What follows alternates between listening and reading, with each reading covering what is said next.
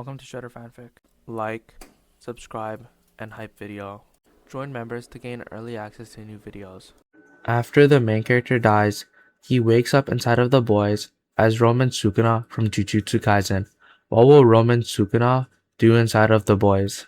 The boys, what if I am reborn as Ryomen Sukuna? Chapter 1, Something Inhuman woke. I woke in filth. Not the kind bred from blood and viscera. This wasn't a battlefield. This was something worse. Concrete. Gum. Asphalt. Rot. The stench of a world that had never known prayer, fear, or hierarchy. A place so coddled by safety it forgot how to kneel. I opened my eyes. Grey sky. Fluorescent signs. A torn banner flapping above a building that smelled of burnt sugar and piss. A gas station, lit in uneven patches, buzzing like a dying fly. I stood. Gravel snapped under my heels. I felt my strength return with absolute clarity. Not in pieces. Not fragment by fragment like a seal lifting. No, the body was whole. My cursed energy surged outward and the wind recoiled. Insects dropped dead in the grass beside the concrete. I raised a hand. Tattooed lines curled around my fingers. Black. Ancient. Beautiful. I flexed them once and the air whined. This was mine. This body. This power. This world now. I looked up as a car drove past. No one inside looked down. I laughed. I didn't know the language, not precisely, but I understood it. Not by translation. It crawled into my head the same way this new body did. Like inheritance. The first sign I read was glowing green. Quick go gas. The next was on a newspaper vending box. June 12, 2024. I tilted my head. Let the dates sit in my skull for a moment. Then I walked inside. The clerk looked up from his seat behind the counter. He was eating something dry and boxed. His eyes locked on my chest first. Then my face. Then my bare feet. His jaw slowed. He didn't speak. Not fast enough. I pointed at the camera above him. Shut it off. He blinked. A what? I stepped forward. Shut it off. He reached under the counter.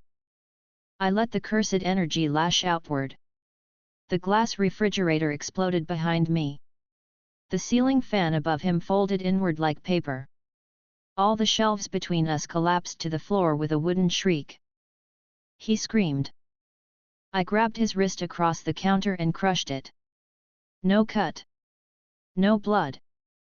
Just bone breaking in my grip like chalk under heel. He fell to the ground, whimpering. I stepped over him. There was a mirror beside the security door. I saw my face in it. My mouth widened into a grin. I found a black shirt in the back storage. I didn't bother with pants, just tore through a locker and tied a denim apron around my waist. The blood from the clerk's wrist soaked through the corner of it. I liked the look. I walked back out into the heat. The birds had stopped. 2 hours later, I learned what this place called God's. A television in the window of a pawn shop showed footage, a blond man in a cape, smiling too widely as cameras flashed. Fire behind him. A plane crash. Orphans. The crowd cheered. Homelander. I watched him for 40 seconds. Then I turned to the glass and whispered. He'll be first. The city didn't matter. None of them did. Their layout. Their people. Their rituals. All the same. Dead light and synthetic routine. I walked for a full day without resistance. Dogs fled. Birds wouldn't fly overhead. When I passed by a church, the cross on the rooftop cracked clean in half. I didn't sleep. I stood at the center of an abandoned baseball field that night and let my cursed energy spread across the soil. 5 square blocks of power. Nothing spiritual answered. No jujutsu sorcerers. No curses. No resistance. This world didn't even know what it lacked. Good. The second day brought surveillance. They didn't approach. Just watched. I saw the black SUV parked across the street from the laundromat where I cleaned blood off my hands. 2 inside. 1 with a laptop. I didn't move. They left after 20 minutes. By the time they returned that night, I had already walked into a power station 3 miles north and snapped the reinforced core open with my bare hand. No cursed technique. Just force. The lights in half the city went out for 2 hours. They tried to call it a transformer failure. Liars. The third day, I drew my first symbol in this world. I carved it into a police car that stopped outside an old schoolyard. The officer inside stepped out, hand on his weapon. He asked my name. I walked toward him. He pulled the gun. Fired. I caught the bullet between my fingers and shoved it into his mouth. Then I sliced him clean from left shoulder to right hip. The body fell in 2. I left the mark on the hood in his blood. Sukuna. Not as a name. As a sentence. Now they whisper. I feel it. They've seen the footage. Grainy. Unclear. But enough. They think it's a rogue soup. Maybe one they lost. Maybe one that never got a name. They're wrong. There's no compound V in me. No contract. No company. No leash. The next one who comes to ask what I am will not return. I am not interested in being known. Only obeyed. Chapter 2, A Kingdom Made Loud. They sent her the third day after the killings began. Not a soup. Not a threat. A woman in a black sedan with a VOT badge clipped to her chest and a leather folder balanced neatly on the seat beside her. She parked 4 blocks from the center of the dead zone and walked the rest of the way, heels clicking against broken sidewalk. She passed melted streetlights, collapsed signage, and the rust-black outline of a patrol car I had gutted yesterday. The blood was still fresh in the cracks of the road. She didn't speak when she saw me. I stood at the intersection. Shirtless. Arms at my sides. Cursed energy curling lazily off my skin, silent as breath. The air around me trembled. Debris drifted in lazy circles near the gutter. Wind avoided me. Birds hadn't returned since the second day. She stopped 12 paces away. A flicker of hesitation passed over her lips, then vanished. She opened the folder and took out a photograph. Full color. Me, in the middle of East 47th Street, walking away from 3 corpses laid out in perfect spacing across the sidewalk. My back to the camera. Blood soaked through my clothes. She held it up like it meant something. You've been busy, she said. I said nothing. We've been watching since the Springfield incident. You left quite a message there. 6 dead. 2 survived the first minute, one of them never regained speech. No confirmed compound V signature. No radiation. No neurological heat trail. You show up on cameras when you want to, and vanish when you don't. She smiled. She was good at it. The kind of person who practiced in mirrors before a meeting. We'd like to offer you a path forward. Something cleaner than this. She motioned with her chin toward the ruined skyline, toward the distant cloud of ash rising from what had been a VOT outreach center less than 18 hours ago. I raised one hand. Her breath caught. One sweep of my finger in the air, slow, casual. Cursed energy followed the line, slicing invisible through the space between us. Not toward her. Not at her. just near enough to peel the top layer of skin off the side mirror of her car 4 blocks back. Metal shrieked in the distance. Glass hit the pavement. A soft thump echoed. She lowered the photograph. I stepped forward once. She held her ground. "You're not a threat to civilians," she said. "Yet. That's good. People upstairs are nervous, but they like results. You haven't attacked anyone unprovoked. You haven't filmed yourself. You haven't made a statement." I tilted my head. My voice came low and even. "You think restraint means weakness?" She hesitated. "No. I think it means discipline. Which means negotiation is possible." "You're wrong." "Then tell me what you want." I took another step. My cursed energy flared out in a ripple. The asphalt cracked under her shoes. The air around her eyes shimmered. "Your company sends suits to speak with gods. And when they survive, they mistake it for victory." She didn't answer. Her left hand trembled once before she stuffed it into her pocket. I looked past her, down the ruined street, and imagined the cameras watching. Vought wouldn't let her come alone. She was bait. Observation wrapped in politeness. I turned away. "You may leave." Her voice was steadier than it should have been. "They won't be grateful for mercy." I looked back over my shoulder. "Neither will I." She didn't speak again. She walked to her car, slowly, and drove away with both hands clenched around the wheel. She never turned her head once. The next day, the official story dropped. A new soup. Rogue. Dangerous. No confirmed affiliation. Vought was investigating. They released a name red sigil and a blurry image from surveillance footage that didn't show my face. They didn't mention the outreach center. They didn't mention the 13 bodies, the structural collapse, or the receptionist whose eyes had turned white when she tried to speak afterward. They thought the lie would hold. It lasted 5 hours. A boy on the eastern edge of the dead zone posted a 17-second clip from his cracked bedroom window. It showed me walking calmly down the sidewalk as an armored Vought van collapsed inward like a tin can. No sound.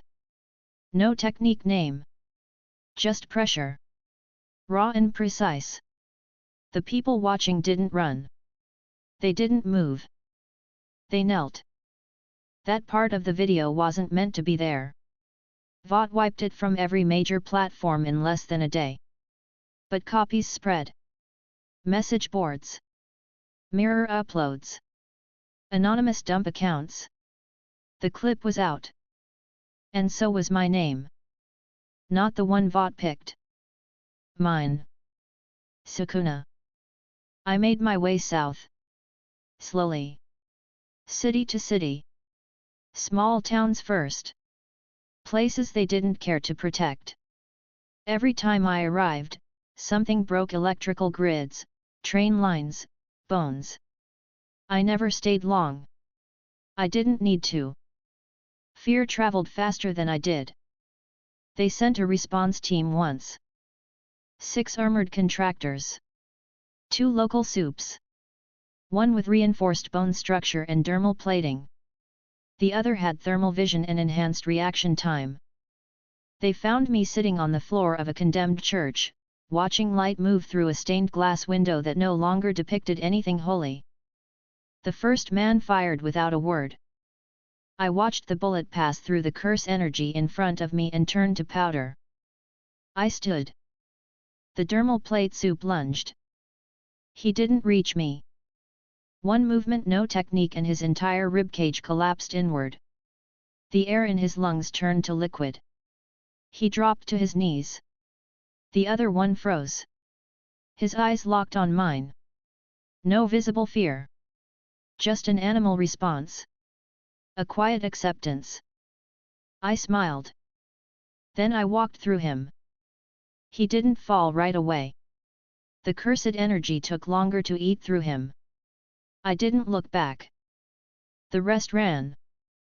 I let them. Not all messages need to be delivered by corpses. Some do better trembling. At a gas station the next morning, a girl stared too long. Young. Maybe 15. Skinny. Wrong side of Fed. She didn't run when I looked at her. She didn't move. She just raised her hand, slowly, and pointed at my chest. You're the one from the video. I didn't speak. Her eyes widened. Not in fear. In awe. She dropped her soda, stepped backward into the rack, and knelt. No one told her to. No one ever had to. I stepped past her. Outside, the sky turned red behind me. They don't understand yet. Not Vought. Not their soups. Not the world. They think I'm an anomaly. A mistake. A deviation from the system they built. A threat to be erased. They don't know this is correction. They don't know I am what comes after God's fail. They will. Chapter 3, The Lie That Bled. They tried to rewrite me. They always do. Humans, in every world, cling to story like it's protection. They see something they can't explain and wrap it in language, like wrapping flesh around bone. They can't understand without naming. And they can't control what they don't name. I saw the article that morning, projected on a flickering TV bolted into the corner of a cracked diner ceiling. The feed glitched every 5 seconds from the cursed energy I leaked into the room. The woman behind the counter was still in the back. She hadn't dared come out. The words slid across the screen in clean blue text, flanked by the Vought seal and a smiling still of Queen Maeve. Meet Red Sigil, from felon to frontline. Vought's newest hero turns the tide in rural recovery. Below that, smaller print. Formerly incarcerated for violent vigilante justice, now committed to public safety. There was footage. Not real. Not the 17 seconds that leaked. A manufactured clip, rendered and color graded, showing someone in a hoodie walking through smoke. Bright red glyphs photoshopped onto his arms. My tattoos. Only wrong. Wrong placement. Wrong pattern. Even the scars were reversed. It looked like a child's drawing. The narration said I'd saved 14 lives during a train derailment last week. That I'd subdued 3 armed criminals without loss of life. That I was undergoing internal evaluation for a Tier 2 integration. There were hashtags trending already. Number Red Sigil rises. Number Vought knows power. Number New Soup New Era. I stared at the screen, hand resting on the plastic edge of the booth, until the table split. The floor under me cracked. The lights above me flickered once. Then I stood and walked out the door. No one followed. The nearest Vought field office was less than 10 miles east, tucked behind a false storefront labeled Midwest Property Group, a standard cover. Clean building. Reinforced steel frame. 6 floors. Civilian-facing entrance for regional hero support, but the real operations were 2 levels down. I didn't change clothes. I didn't conceal anything. I walked through the front door in broad daylight. 2 employees looked up from behind the welcome desk. One tried to speak. I kept walking. He reached for the phone. I raised one hand. The desk exploded inward, compressed by a wave of cursed energy so precise it shattered the synthetic marble in perfect concentric rings. Shards of polished white cut through his throat before he could fall. The other one tried to run. I split him diagonally from shoulder to hip. The alarm didn't sound.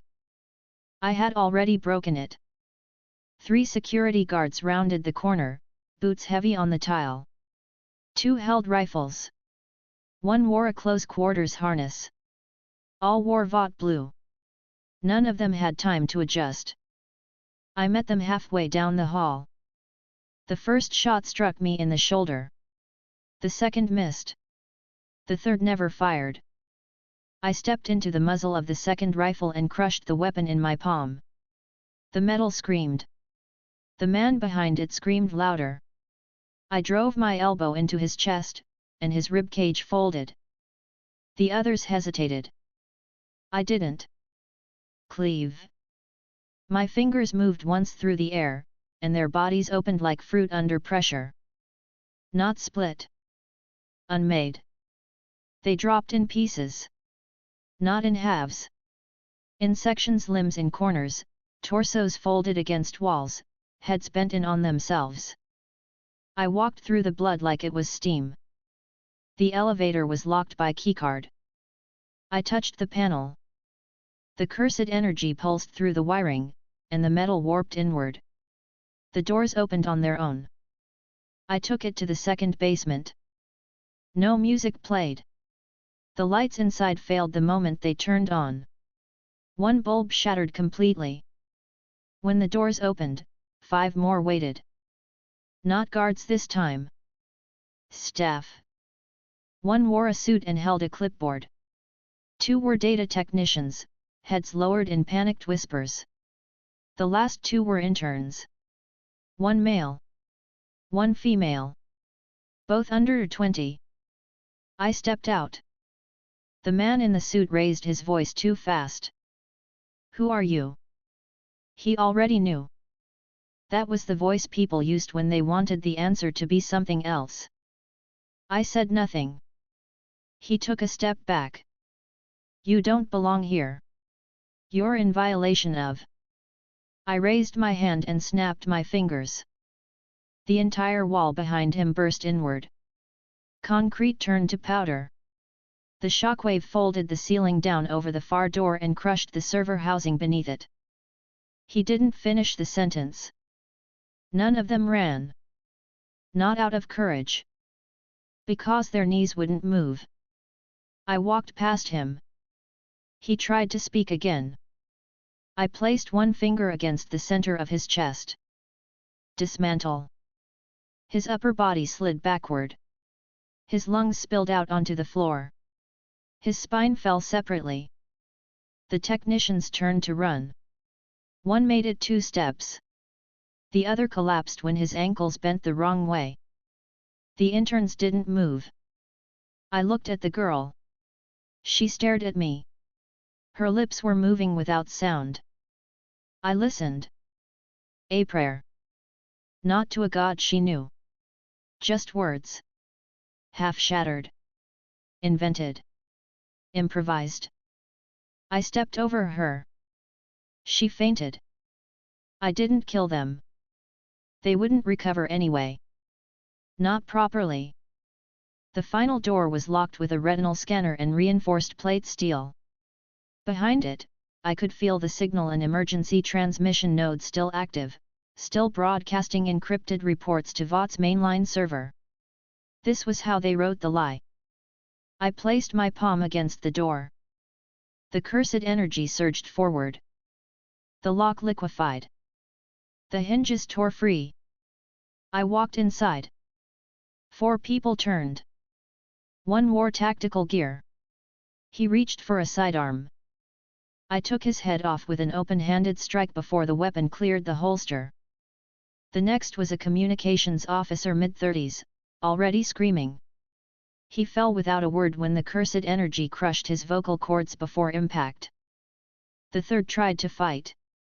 Some kind of self-defense stance, feet squared, shoulders stiff. I drove my foot into his abdomen. His body folded backwards in half. The last one, a woman in a lab coat, sat trembling behind a console. Her fingers twitched against a keyboard. She didn't look up. I stepped in front of the screen. It showed my name. My fake one. Red sigil, active deployment pending. Public approval rating, 62.3%. Confirmed assists, 0. Projected backstory, combat veteran, volunteer work history, urban hero narrative approved. The screen shattered as my palm met the glass. I reached into the console and crushed the processor. The room dimmed. Power rooted away. I turned back to the woman. She was whispering something. I leaned closer. "Don't," she said. "Don't what?" "Don't look at me." I didn't. I walked past her. I let her live. That was worse. I exited through the front, same way I came. The receptionist's body had stopped bleeding. His eyes were open, face pale against the broken floor. Outside, people had gathered. Not a crowd. Not yet. Just the ones close enough to feel the building shake. 24 at most. Phones in hand. Not filming. Just staring. No one spoke. I stepped into the light. I raised a hand again, slow and deliberate. Not to attack. To point. At the VOT logo over the door. And then I made a single gesture, sharp, down, final. The building collapsed inward. 6 floors. Crushed in a perfect implosion. Not from explosives. From rejection. From truth. From the thing they tried to rename. They would rebuild it. That's what they did. That was fine. I'd be back. By nightfall, the lie was dead. The servers had burned. The live feeds were blank. The press releases stuttered, retracted, reissued under new edits. They didn't name me again. Not yet. They didn't try to sell me a second time. Now they just watched. Waited. I had removed the lie. What came next would be harder. The truth. And when I spoke it, they would have no choice but to kneel. Chapter 4, The Stage is Not Sacred. The network tried to recover. 3 hours after I reduced the VOT regional office to glass and bone, they pushed a statement across all channels. Damage control. Calibrated panic. Their anchors wore grim smiles. Stern tones. They used words like tragedy and malfunction. They called it a regrettable conflict involving a misidentified asset operating outside of supervision. They didn't say my name. They didn't show my face. But they sent someone who did both. It happened the next morning. Midway through a silence I had carved into the center of a city that once held 3 million people. Now it held only me, and the echo of my pressure crawling through the empty avenues like fog. Birds hadn't returned. Electrical signals had begun to warp near me. I couldn't feel a single soup in 5 square miles. That had been intentional. The city center still held power, barely. The screen at the top of the tower, a VOT installation built for outdoor events, press broadcasts, and public propaganda, was active again. The billboard screen lit up just after dawn. Static for a moment. Then a blue-backed title card. Live feed VOT West. A man appeared on screen. I watched him from 3 blocks away. He stood in front of a red podium, black VOT cape, clean, tailored, starched. Glossy black goggles. Hair styled into unnatural spikes. Skin dark, perfect, camera lit. The kind of soup designed in a boardroom to appeal to every demographic box at once. They called him Valor. I already knew the type. VOT's polished tools. Manufactured soup with moderate telekinetics and platform appeal. Known for partnerships with soft drinks and military appreciation campaigns. Always smiling. Always safe. He cleared his throat. The crowd in front of him wasn't real. Piped-in audio. VOT control room audio fabrication, standard in field broadcast deployments. I heard the duplication patterns repeat from the speakers 5 seconds in. "I'm here," he said, "because we know people are afraid." A drone camera adjusted its position on the right. He turned into it, eyes soft, hands open. Training. Hours of it. There's someone out there, a rogue element. Someone we at VOT misjudged. Misinformed you about. That's on us. He paused. We called him Red Sigil. That name wasn't his. That history wasn't his. And the events at our Oklahoma office yesterday, those weren't accidents. They were choices. They were violence. He stepped away from the podium. Down 2 stairs. I'm not here to make excuses. I'm here to meet him. The screen cut to an overhead satellite image of the city I now walked. Valor stood 5 blocks east, waiting in front of a designated open plaza. He smiled into the camera again. Come talk to me, Sukuna. He said it clearly. No hesitation. Not a nickname. Not a label. My name. They learned. But not fast enough. I walked toward him. They had cameras on every rooftop. Drones, stabilized, some high enough to pretend they weren't there, others low enough to frame the meeting just right. Ground mics embedded under the plaza. I heard them. I let them run. The street cleared ahead of me. Not by force. Just pressure. The air was already sick with cursed energy. Anyone too close had left on instinct. Valor stood alone, center stage, arms folded, smile intact. His cape didn't move.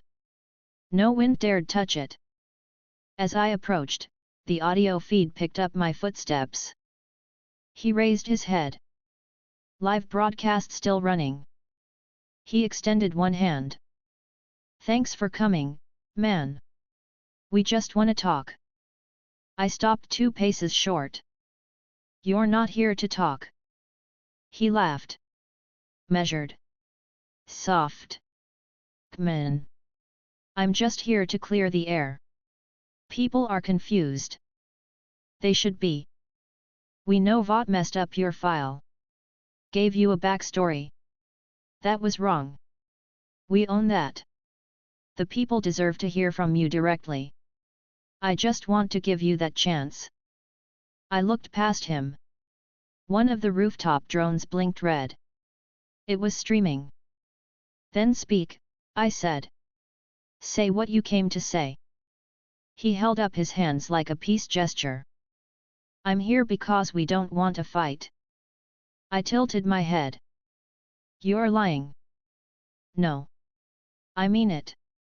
No one wants to see more death. You don't want to be misunderstood. And I don't want to bury another city. He tried to lower his voice at the end, like it was personal. Like he believed we were speaking as peers. I looked at his chest. His heartbeat wasn't fast. He wasn't afraid. He didn't understand. Tell me, I said. Is this what they told you to do? They didn't tell me anything. This was my call. Then why are they watching? Valor smiled again, for the camera. They're watching because they're scared. But I'm not. I let my cursed energy rise. Just a little. The screen behind him flickered. A camera on the nearest rooftop began to warp at the edges. Valor's goggles adjusted automatically. Built-in shielding. He tensed but stayed where he was. I don't want to fight you, he said. I do. He opened his mouth. Didn't finish. I raised my right hand. The air warped. I extended one finger. Cleave. The cursed energy split outward in a perfect vertical line, too fast to follow. Valor reacted instantly, lifted both arms, telekinetic field bursting outward like a pressure wave. He caught the edge of the slash. That saved his life. Barely. His left arm went limp immediately, shoulder to wrist carved halfway through by cursed energy he couldn't fully repel. He staggered back. The crowd audio feed cut instantly. The drone behind me dropped from the sky like a rock. He threw a blast of kinetic force toward my chest. I let it hit. It pushed me back 2 steps. My heels carved trenches into the concrete. Then I walked forward again. Jesus, he said, voice ragged. He raised both hands again. I appeared in front of him. He didn't see the movement.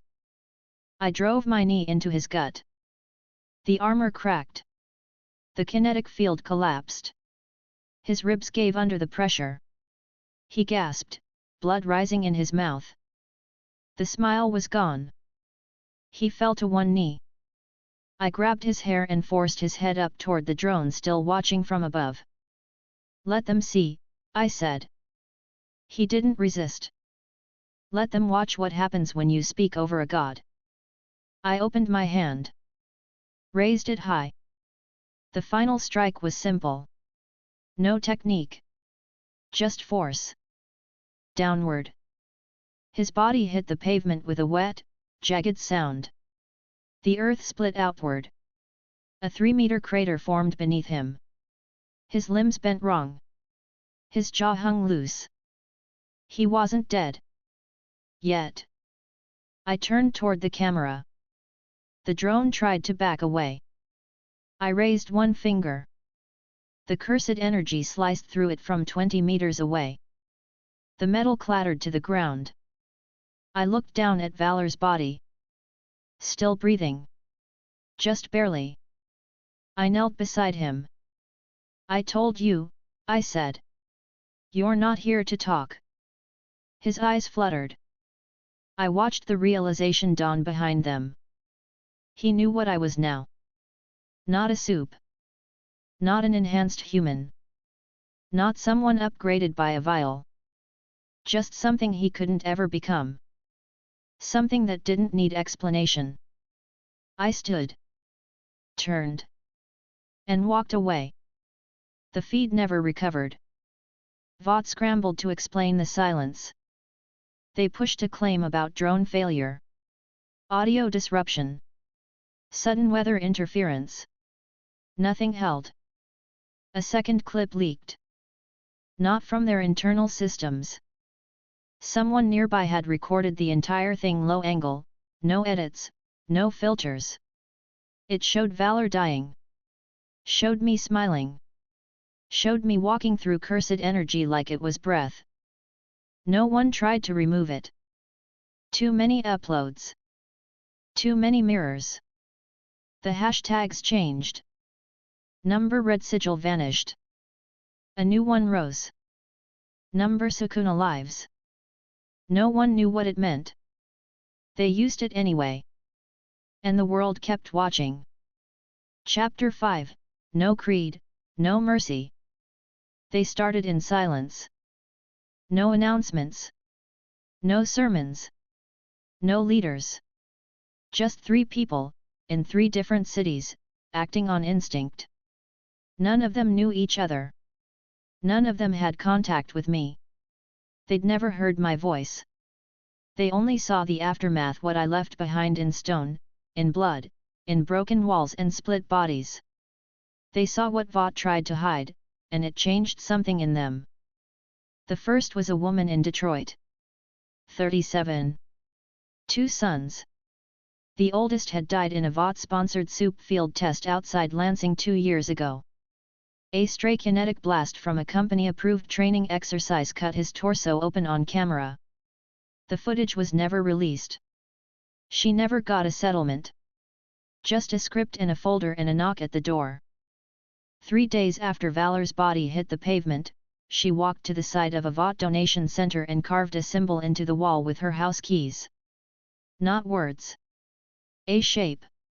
A fragment of the markings on my arm, drawn in blood from her palm. She didn't go home. A janitor found her sitting in front of the wall the next morning with both wrists open and her back straight. Head raised. Eyes dry. There was no note. Just a name carved in again, beneath the sigil. Sukuna. Camden followed 2 days later. A high school basement. 5 students. No cult. No manifesto. No drugs. They weren't angry. They weren't traumatized. They were just quiet. They took turns sketching lines on the boiler wall with black markers, slow, careful. Not random. The marks weren't perfect. But they were close. When the janitor asked them what they were doing, the youngest answered without looking up. He's real. That was all. The school shut down for a week. Vought called it a hazmat issue. Psychological screenings followed. 2 of the students disappeared. One reappeared in Albuquerque with fresh ink on her chest, my binding lines, spread diagonally from collarbone to ribs. She had never met me. She'd never seen me up close. But the shape was perfect. They weren't building religion. They weren't begging. They were recognizing something older than reverence. Older than fear. Not because I asked. Not because I called. Because they saw what could not be denied. They watched the feeds. The Valor broadcast. The broken footage. The silences. The way Vought kept changing the story. And they knew. They weren't stupid. They just understood power. Phoenix came next. 2 bodies found behind an abandoned data center. Skin flayed at the wrists. Hands open, palms up. Both wore white Vought t-shirts with the logo torn off. Carved into the wall behind them were 3 characters, vertical, unsteady, but correct. I recognized them. Not words from this world. Not language they should have known. Cursed script. From mine. It shouldn't be possible. But there it was. Burned into concrete by hands that had never held cursed energy, never read a sutra, never studied the foundations of jujitsu. They carved what they felt, not what they knew. And it worked. I didn't acknowledge them. Not publicly. Not even to the ones who came close. 3 approached me in the ruins of a collapsed substation outside Tulsa. They walked slowly. Barefoot. Covered in ash and blood. None spoke. None reached for a phone. One of them had a sigil carved across his chest with broken glass. It bled freely down his stomach. He looked up at me with quiet recognition. No fear. No plea. He knelt. The other 2 followed. I let them. I didn't speak. I didn't kill them. They knelt until the wind changed and I left. I never turned back. Vought panicked. Not on the broadcasts. Not in the press. Internally. The reports started stacking too fast. Isolated vandalism. Unrelated suicide clusters. Matching patterns. Glyphs carved into hospital walls, alley bricks, corporate vehicles. Photos surfaced in dead group chats. Stolen footage leaked again and again. The analysts couldn't track the origin. It wasn't viral. It wasn't cultic. It wasn't even ideological. It was mimetic. They were acting in response to presence. Not a message. Not an invitation. Wait. They felt mine. And their minds adjusted to survive it. Like bacteria under fire. By the end of the week, the internal name changed. No more red sigil. No more rogue soup entity. The report marked me level 0 anomaly. Uncontained. Uncontainable. Not soup classified. Not chemically traceable. Just observed. Just feared. And never directly engaged. That was their new rule. They told their own to stay away. To let the worship burn itself out. But it didn't. It spread. I walked through 6 cities in 4 days and didn't speak to a single soul. I didn't strike. I didn't kill. I just was. And in every place I passed, someone responded. A mark appeared. A wall cracked. A child whispered something they shouldn't have known. A woman reached into her own skin and painted her chest with my lines. The world was adapting. Not to me. For me. It wasn't devotion. It wasn't fear. It was balance. It was truth reclaiming shape. At night, I stood at the edge of a dead highway and watched two men try to light one of the sigils on fire with a bottle of gasoline and a rag. They were shouting. Angry. Loud. One of them said it was blasphemy. That the world was sick. That I was a trick. A lie. A mistake. The fire didn't take. The rag went out.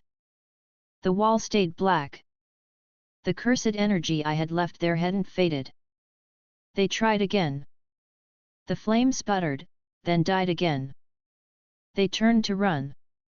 I stood at the end of the road, watching. They froze. One of them reached for a sidearm. I let him draw. He didn't fire. His wrist shattered before he pulled the trigger. The gun dropped. His bones bent. He screamed once. I walked past them. Didn't stop. They didn't follow. They never would again. In a town outside the edge of Denver, a girl scrawled one of the marks in chalk across the side of her bedroom door.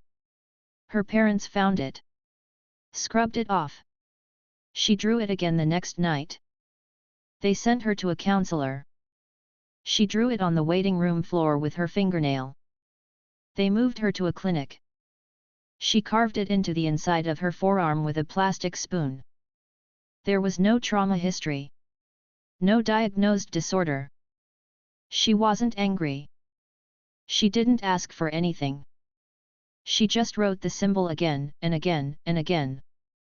Until someone finally asked her what it meant. She said, "He sees me." And smiled. I never met her. I didn't have to. She had already understood. Just like the others.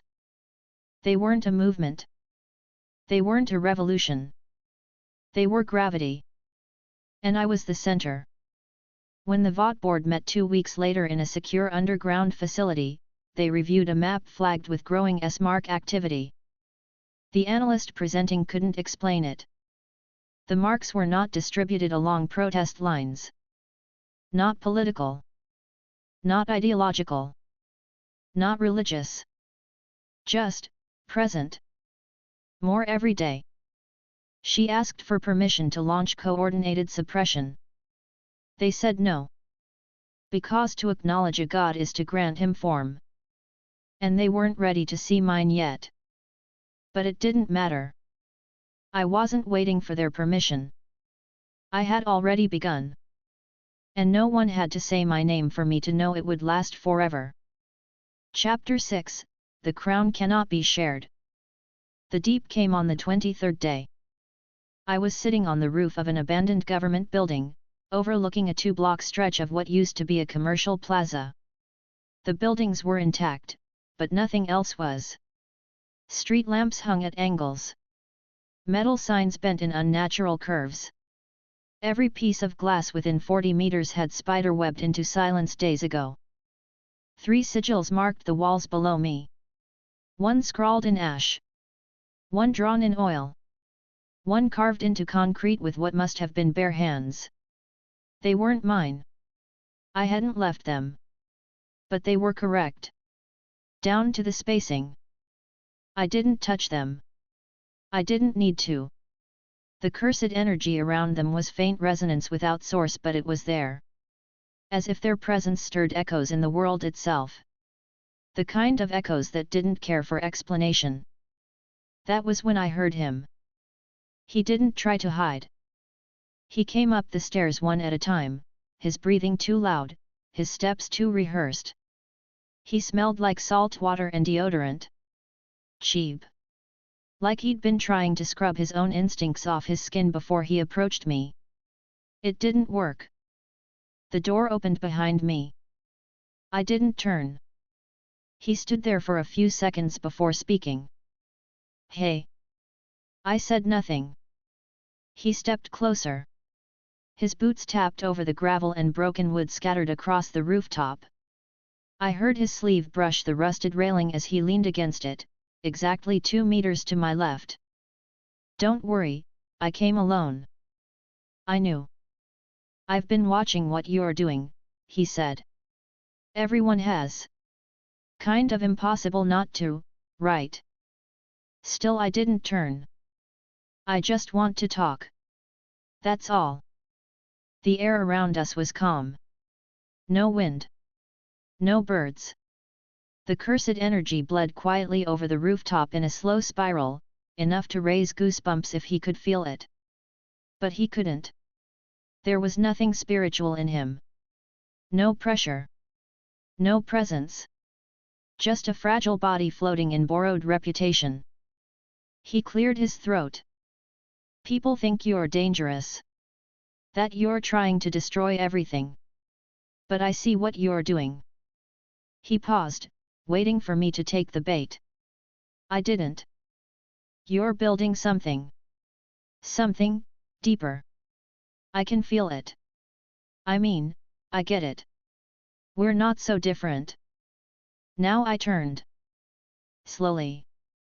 He flinched, but covered it by adjusting his collar.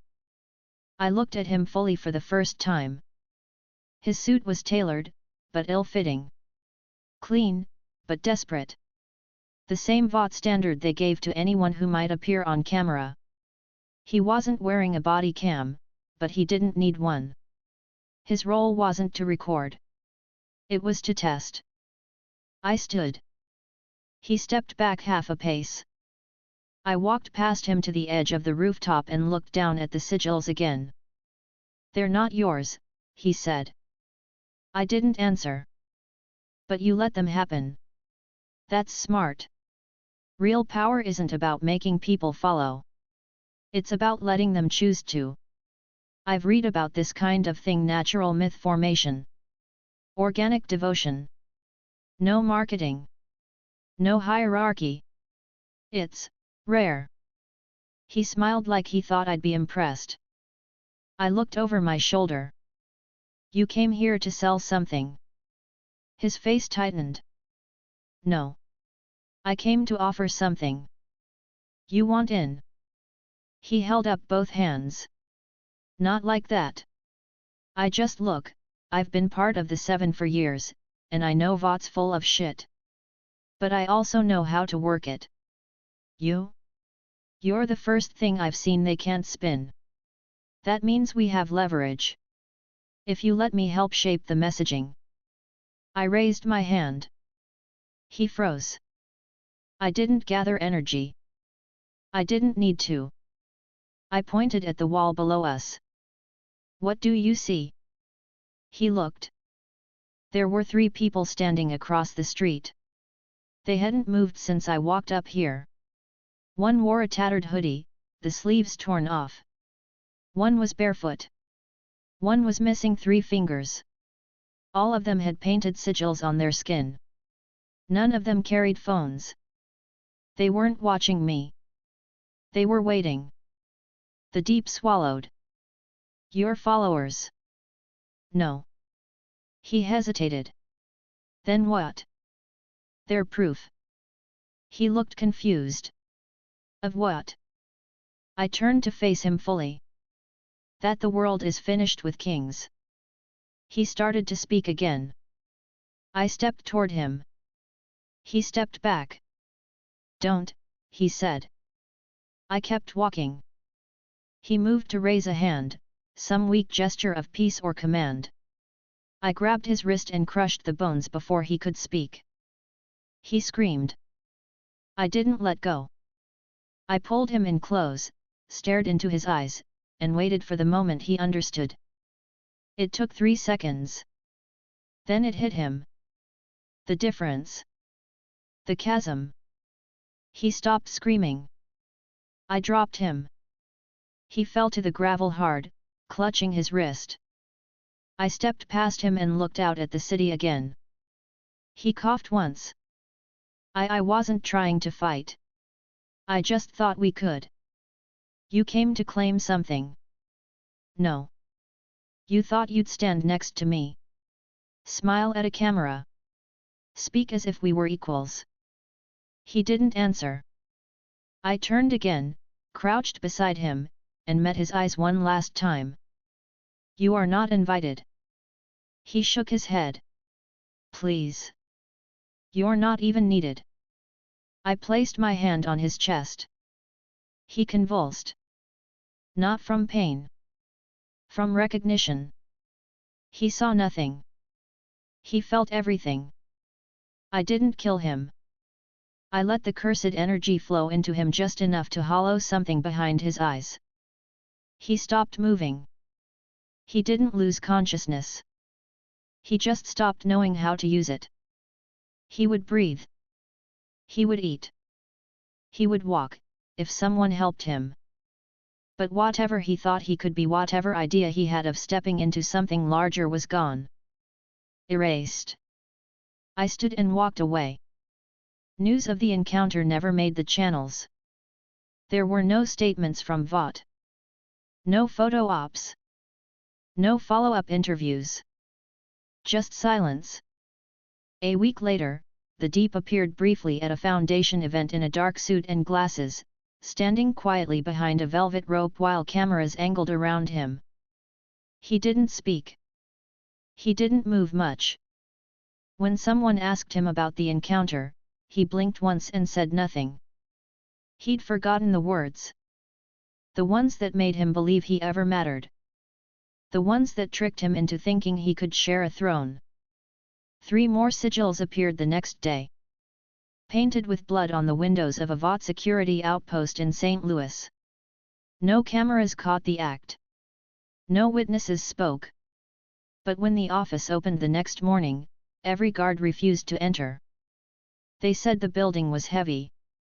That it groaned. That the concrete under their boots felt soft. No one called it supernatural.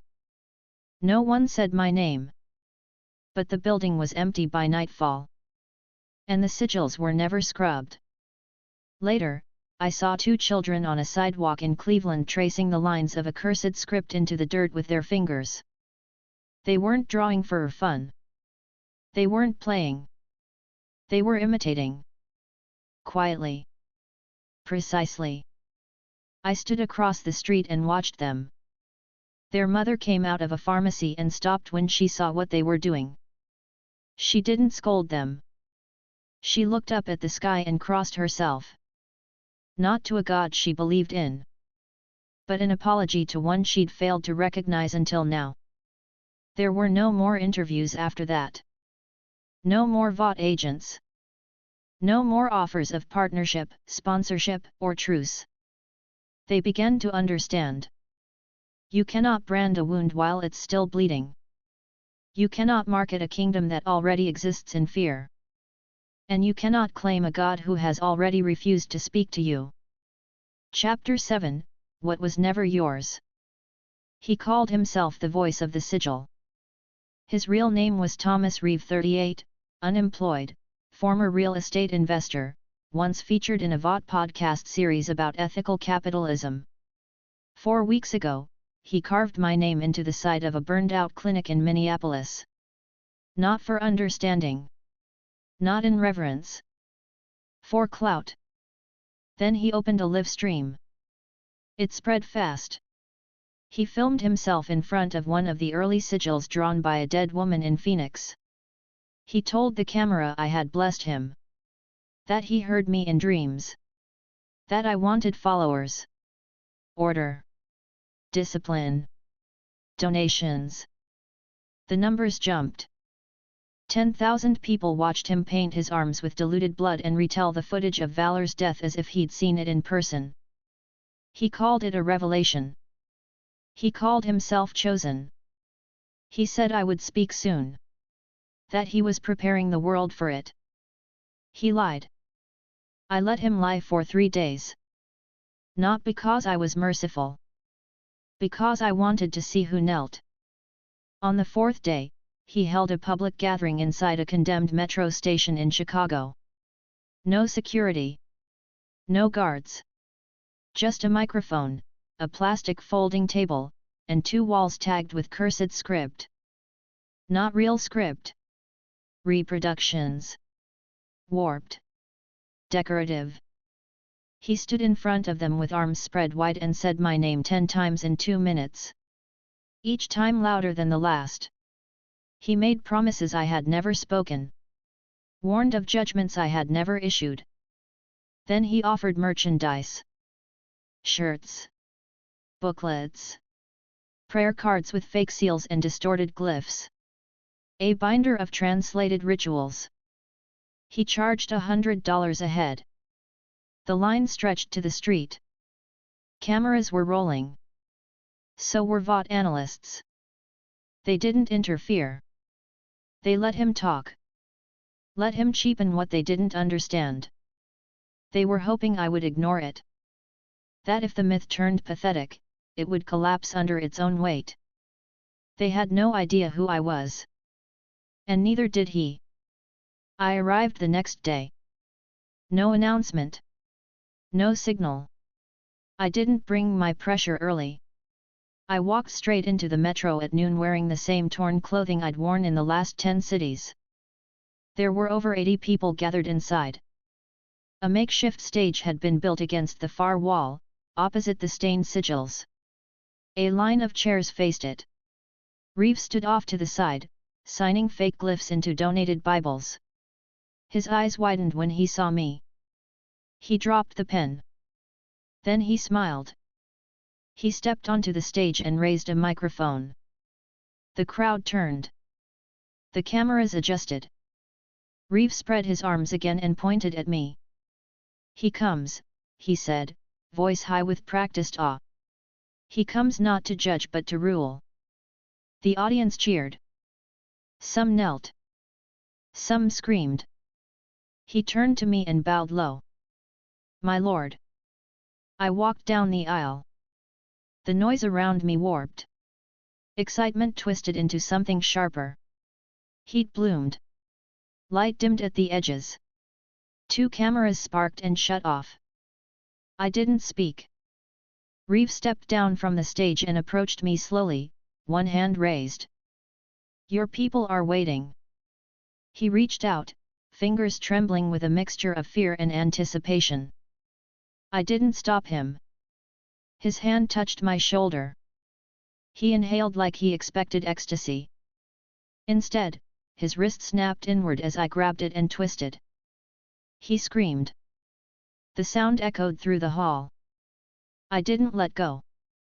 I drove my other hand into his chest through cloth, through muscle, through ribs. Not to kill. To hold him in place. Blood soaked down his shirt. He coughed, then choked. I lifted him by the spine and turned him toward the crowd. This one, I said clearly, is not me. The crowd fell silent. Not out of shock. Out of fear. Real fear. Because now they could feel it. The cursed energy rolled across the station like rising water. The walls trembled. The sigils peeled away from the concrete, unable to hold their shape. The air thickened until lungs had to fight for breath. I held Reeve in the air, his legs kicking, his breath shallow. You used my name, I said, to sell cloth. He whimpered. I wanted. You wanted to be known. I pulled my hand free from his chest. He fell to the floor in a heap, gasping, sobbing, his blood pooling around him. He tried to crawl away. I let him. He reached the edge of the stage before I spoke again. I didn't raise my voice. But the air cracked. The floor split beneath him. You are not chosen. He turned, shaking, and tried to speak. I reached down with one finger and touched the center of his forehead. Dismantle. His body folded in on itself. Not with gore. Not with sound. Just erasure. Skin collapsed into muscle. Muscle into bone. Bone into air. Until nothing remained but clothes and the blood he had drawn from others. He didn't scream. He couldn't. His lungs were gone before his mouth could form the sound. I turned to the crowd. No one moved. Some had fallen to their knees. Others tried to vanish into the corners. One man whispered something under his breath, too fast, too quiet. I looked at him. He froze. I walked toward him slowly. When I stopped in front of him, he raised his hands. Not in defense. In surrender. I thought he was with you, he said. We thought. You thought he was safe. His lips trembled. Yes. I leaned down until our faces were level. I'm not here to keep you safe. He looked at the others. At the blood. At the empty pile of cloth where Reeve had once stood. I placed my hand on his shoulder. You're here because you understand what power feels like. He nodded. Slowly. You're not here to own it. I turned, walking back to the center of the station. The cursed energy pulsed behind me. I didn't look back. If you ever speak for me again. I raised my hand. Carved a single sigil into the floor with a motionless slash of cursed energy. I will take your tongues and feed them to the air. No one answered. They didn't need to. The next day, the footage leaked. Unedited. Raw. Shaky. A single amateur camera had survived long enough to capture the moment I dissolved Reeve with a touch. No narration. No music. Just screaming. Then silence. Then my voice. Clear. Final. You are not chosen. The footage went viral in less than an hour. Not because it was violent. Because it was unavoidable. The world had just seen its first false prophet reduced to vapor. And it understood. I had not built a religion. I had built something worse. A presence that did not reward loyalty. A power that did not ask to be followed. A God that did not forgive. 3 days later, in a rural town west of Des Moines, someone tried to imitate Reeve again. He wrote a blog. Promised vision. Promised light. His house collapsed inward before he finished the third post. There were no survivors. Vought sent a drone to check for radiation. It melted mid-flight. They stopped asking questions. They stopped pretending they had control. They stopped chasing the trend. Because now they knew. There was nothing to claim. Nothing to license. Nothing to market. Only silence.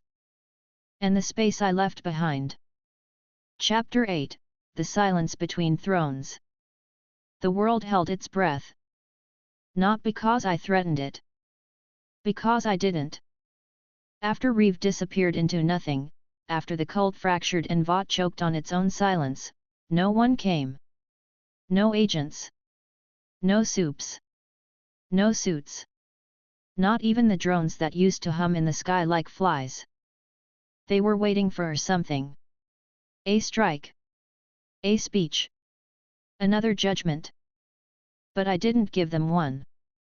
I woke in an abandoned library just after sunrise, stretched out across a pile of collapsed ceiling tiles and an old wool blanket someone had left behind. The glass dome above me was cracked open to the sky, letting in dust-filtered light that barely touched the stone floor. Shelves had long since collapsed. The smell of old wood and mildew clung to the corners. It was quiet. Real quiet. Not absence of sound quiet. Not post-battle quiet. Just the quiet of a world that didn't yet realize it had been rewritten. I sat up slowly. My body didn't ache. My energy hadn't dipped. But I stretched anyway, slow rotations of the shoulders, a long roll of the neck. I cracked the stiffness out of my fingers, stood, and stepped into the broken light. I didn't wear armor. Didn't dress the part of a god. No ceremonial robe. No stitched leather or sharpened symbols. Just a torn black shirt and pants that fit close enough. One of the sleeves had burned away in Tulsa. I hadn't bothered replacing it. I reached into the corner where I kept what passed for food. Cans. A bag of rice. A bottle of water someone had left as an offering 2 nights ago. I hadn't seen them. Didn't care to. They'd left without speaking. Smart. I sat on the floor and opened a can of lentils with my thumb. It wasn't a meal worth remembering. But it was food. I ate without rush. I didn't need to eat. Not really. The cursed energy circulating in me was endless. But hunger still came. And there was something in the act of eating, of grounding, that mattered more than the nutrients. I didn't eat to survive. I ate to remain. There were no windows in the library, but I could feel the sun rising by the warmth it pushed through the cracks in the ceiling. A bird passed overhead, then veered away. They didn't like staying near me long. I drank half the bottle and stood. Then I trained. No audience. No intent. Just movement. My cursed energy did not need practice. It didn't fade from lack of use. But my body, the flesh that held it, still benefited from repetition. Form. Muscle. Alignment. The discipline of being exact. I started with breath work. 3 slow breaths. In. Out. Energy flowed across my shoulders, down my spine, into the floor. Then I struck. Open palm sweeps. Slow at first. Each one cutting the air in a half circle. I focused on pressure. The precise movement of cursed energy from my core into my fingertips. 10 strikes to the left. 10 to the right. Then I shifted into footwork. No teleportation. No speed techniques. Just movement. Weight on the balls of the feet. Hips squared. Eyes forward. Every pivot left a crack in the floor. I didn't apologize. I stepped into a full-form kata, something I'd created after watching how this world's soups moved in combat. All theatrics. No control. No center. They fought like stars on a screen. I moved like gravity. There was no flourish in my strikes. No wasted effort. One hand forward, one behind. Cursed energy shaped across my arms like armor.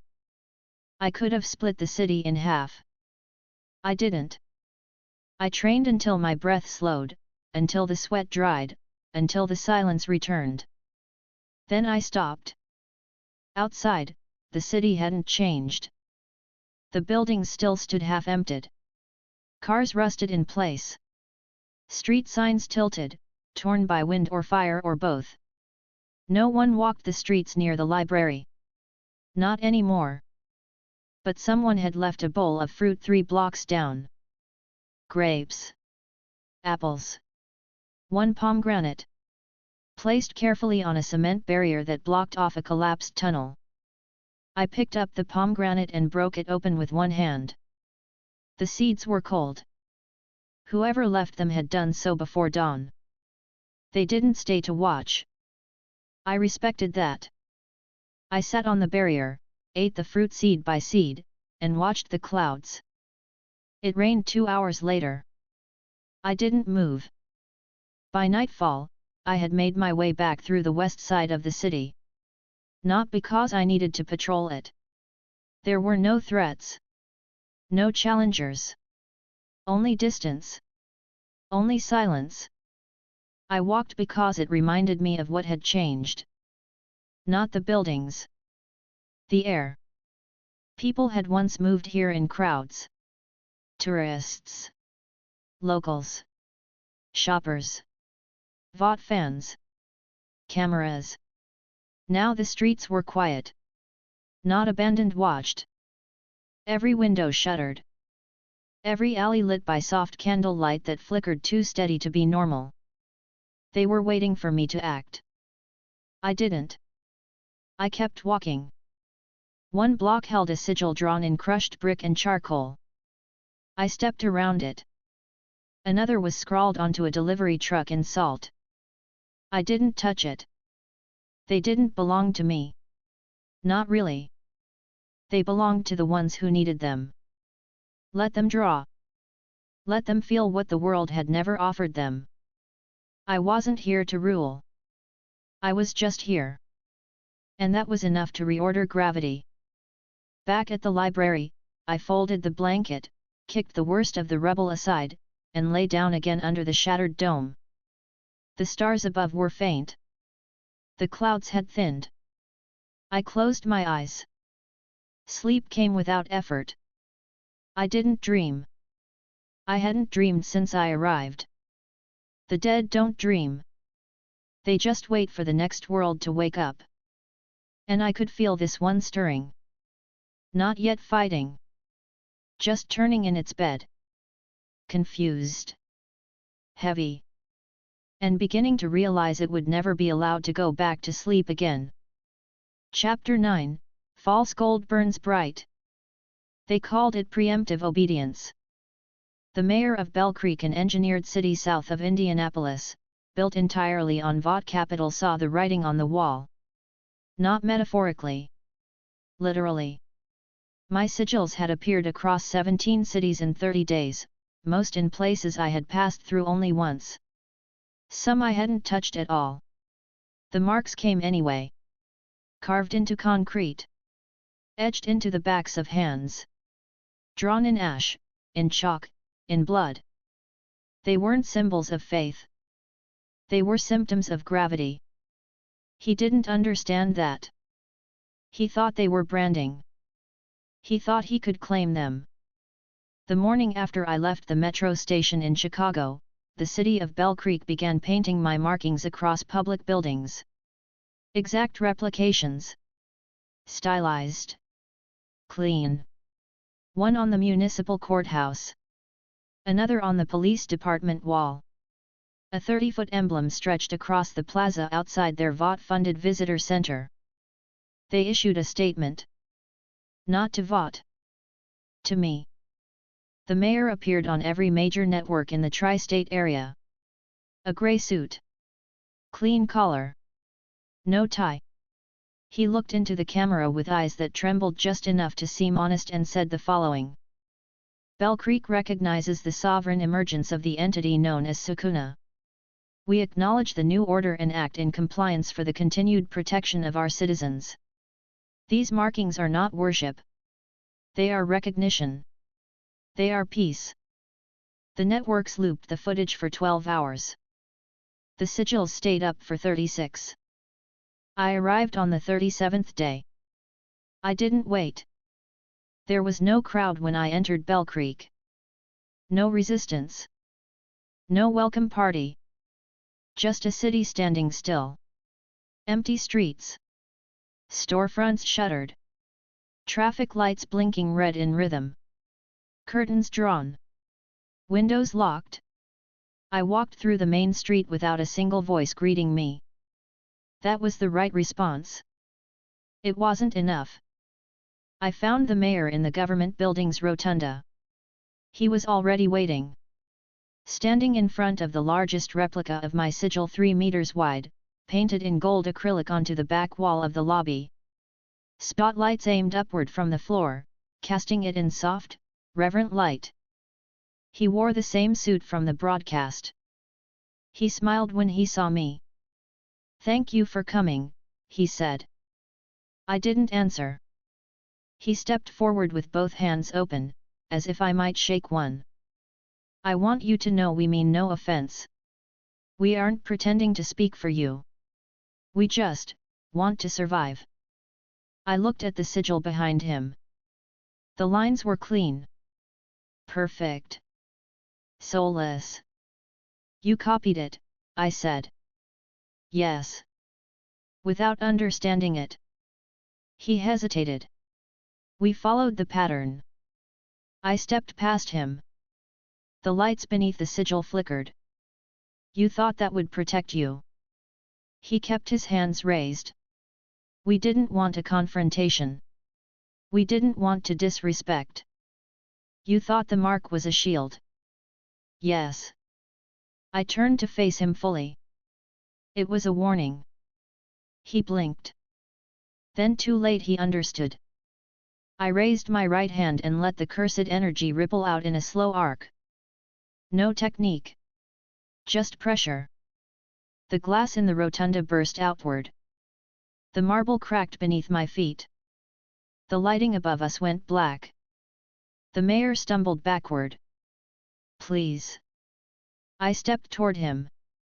You saw what I did in Tulsa. He nodded, frantic. You saw what happened to Valor. Another nod. Sweat breaking down his face. You saw what became of the one who tried to speak for me. His voice dropped to a whisper. We didn't speak for you. I placed one finger against the center of his chest. You painted my name. The cursed energy slid under his skin like smoke. He screamed once before his ribs cracked outward from the inside. His knees buckled. His arms jerked backward as if pulled by invisible strings. I let him fall. He gasped. Still alive. Still trying. I looked up at the golden replica of my mark and exhaled. One word. Reject. The sigil caught fire. Not with flame. With cursed energy. It peeled backward off the wall, screaming like metal against metal, twisting and warping as if resisting its own creation. The air went sharp. The building shook. The light around me dimmed. When the fire faded, nothing remained of the wall. Just black stone. And silence. I walked out the front doors. There were people watching from across the plaza. Dozens. Civilians. Vought employees. Officers in riot gear who never raised their weapons. One of them dropped his baton when I met his eyes. I kept walking. Toward the police station. They'd painted another sigil on the front wall. I reached it. Stopped. And tapped one knuckle against the bricks. The sound echoed too loud. The wall collapsed inward, dragged by cursed energy like it was being folded into itself. Screams came from inside then stopped. I didn't enter. I just kept walking. The visitor center was last. They'd painted a full mural reproduction of my torso across the east wall. Not just the markings. The face. The arms. A god rendered in perfect, flattering proportions. Smiling. Towering. Beneath it, a brass plaque. In recognition of sovereignty and peace. May we never be found unworthy. I reached the edge of the mural and dragged my hand across the bricks. The wall didn't fall. It didn't burn. It turned black. Each brick dissolving under my fingers into fine dust. I erased it one row at a time. No spectacle. Just silence. People gathered again. But no one moved. No one recorded. No one cheered. They just watched. As the mural disappeared. As the plaque cracked and fell. As I turned and walked away without a single word more. The city issued a new statement 12 hours later. It read. Bell Creek no longer claims understanding. Bell Creek no longer paints signs. Bell Creek asks only to remain. No signature. No voice. Just a transmission. They didn't speak again. And they never rebuilt the walls. Chapter 10, The Apex That Waited. He didn't send agents. He didn't send drones. He didn't whisper through Vought or stage a trap. He just said my name. And the world listened. The call came 36 hours after Bell Creek collapsed. Every major screen, every open network, every handheld and rooftop billboard flickered to black. Then white. Then him. No music. No warning. No press team. Homelander. Standing alone on the roof of Vought Tower, the skyline burning gold behind him. His arms folded. Cape still. windless. His eyes didn't glow. Not yet. He didn't smile. Didn't smirk. He looked into the camera and said only this. Sukuna. You and I both know what this is. You've walked over the world. Left your little markings. Your ashes. Your whispers. But you haven't met me. I'm not hiding. I'm not ducking. I'm right here. Come find me. Let's finish this before someone else gets any ideas. The feed cut. No logos. No signature. Just static. Then silence. They didn't loop it. They didn't need to. It wasn't a threat. It was a summons. I arrived the next day. No disguise. No fanfare. Just the wind folding behind my steps as I walked through Midtown, streets clearing 5 blocks in every direction.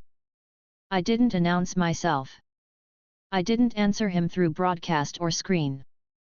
I answered by walking. Cursed energy pulsed beneath the asphalt. Traffic lights flickered and failed. Cell towers shut down in sequence. A woman crossed herself behind a taxi. Her hands were shaking too much to finish the gesture. I stepped through the lobby of Vought Tower without resistance. There were no guards. No executives. Not even cameras. Just the echo of power humming above me, held taut like a breath ready to shatter. The elevator opened on its own. I rode it to the top. No music. Just breath. Mine. And his. I heard it long before the doors opened. The rooftop was clear. 50 meters end to end. Helipad markings faded but intact. Wind high. Cold. Stars above dimmed by light pollution and tension. He stood near the ledge. His back to me. Red and blue stretched across his shoulders. White boots. Arms still folded. I stepped out. Didn't speak. He turned slowly. Not dramatic. Measured. Like he'd practiced it 1,000 times. He looked at me the way soldiers look at flags, like he had something to prove and wasn't entirely sure what it was anymore. You came. I said nothing. You know why we're here.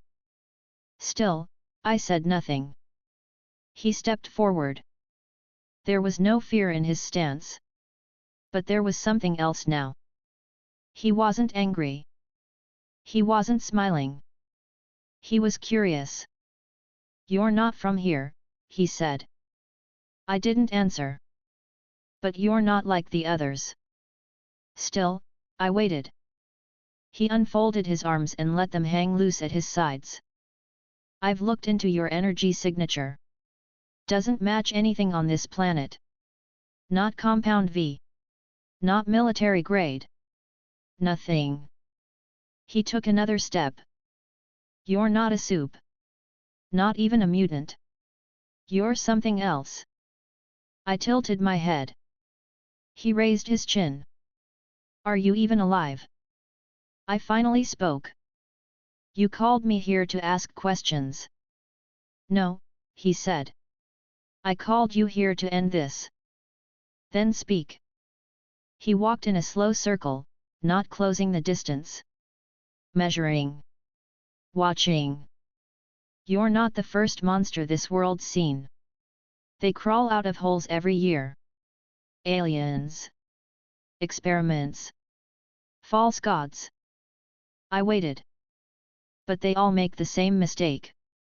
He stopped across from me, 20 paces away. They think we'll kneel. I smiled. The first time in days. Then show me why I shouldn't. He clenched his fists. His eyes lit red. Heat shimmered across the rooftop. But he didn't fire. I stepped forward once. Come, I said. No threat. No technique. Just a word. The air behind me cracked open. The rooftop peeled in layers. Steel warped. The sigil beneath my skin flickered once, then settled. He moved. Fast. Too fast for anyone in this world. But not me. His fist drove toward my chest.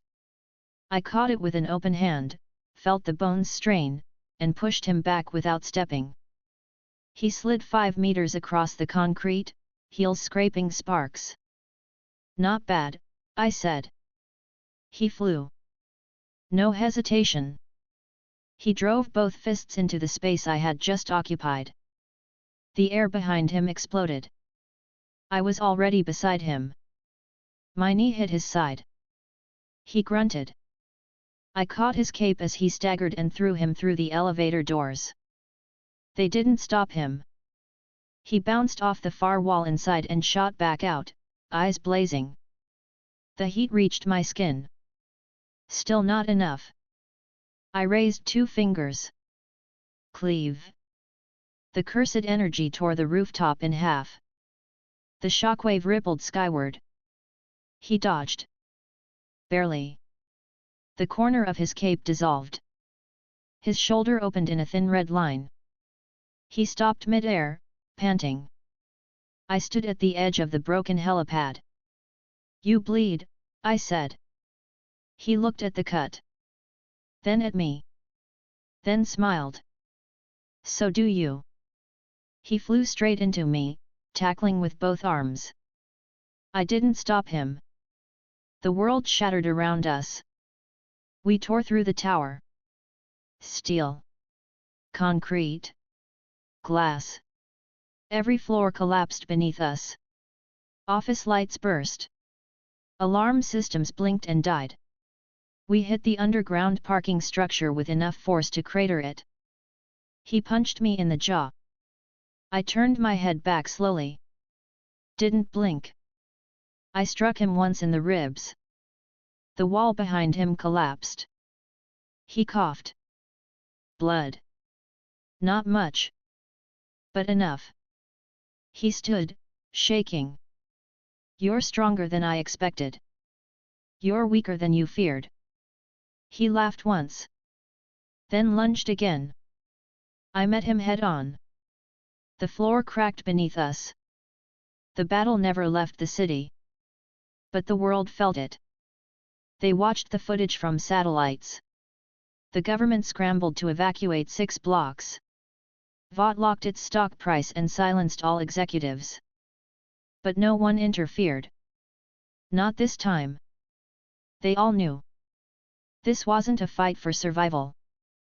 This was a reckoning between kings. And one of them was bleeding. The rooftop again. We climbed. Not with movement. With force. We punched our way back up through the spine of the tower. I stood on the ruined helipad. He landed across from me, cape in tatters, blood leaking from his nose and mouth. I had not broken a sweat. He stared at me. I waited. He laughed. A single, breathless laugh. Then spat blood onto the floor. You're not trying to kill me. No. Why? Because you haven't earned it. He narrowed his eyes. You think you're better than me? I didn't answer. He stepped forward. One final pace. This city is mine. It was. He stopped. I walked past him, slowly. And spoke once, low enough for only him to hear. You wanted to end this. He turned his head. I did. You were right to try. I vanished behind him. He didn't turn. He didn't speak. He just stood there, fists tight, heart still racing, breath uneven. And knew. He'd lost. Chapter 11, The Ashes of Devotion. They waited for a declaration. Not from him. He had nothing left to say. From me. The rooftop battle flooded every device before the debris had settled. Satellite footage. Street-level blur. The sound of shattering stone and the pressure pulse when Homelander's body broke through the lower levels. There were no clear angles. No post-fight analysis. No final frame of him bleeding against concrete. But the world knew. He hadn't died. He hadn't spoken. He hadn't followed me off that rooftop. And that was enough. They called it a victory before I did. Before I ever would. By morning, they were celebrating. Not the world. Not the governments. Not Vought. Them. The ones who had drawn my marks in alleyways and chalked my name across their skin.